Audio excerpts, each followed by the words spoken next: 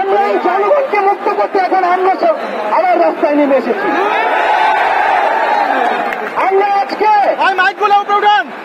এক কথার দাবিতে আজকে এখানে হাজির হয়েছি। আমরা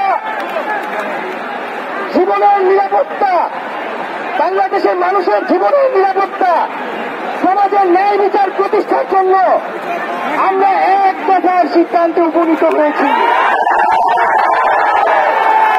এই সরকার কোনোভাবে আর এক মিনিট ক্ষমতায় থাকার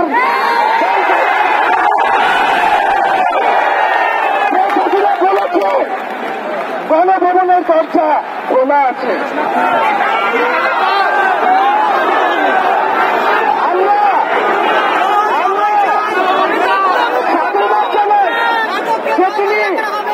বুঝতে পেরেছে যে গণভবনের দরজা খোলা রাখতে হবে।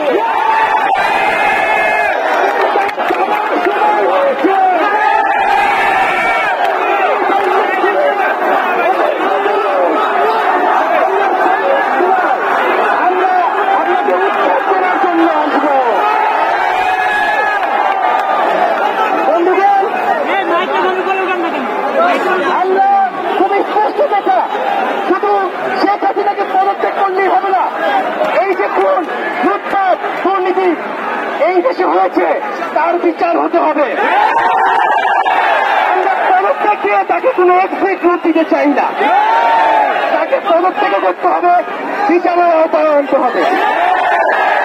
এবং শুধু শেখ হাসিনা নয়, পুরো মন্ত্রী পরিষদ সবাইকে পদত্যাগ করতে হবে।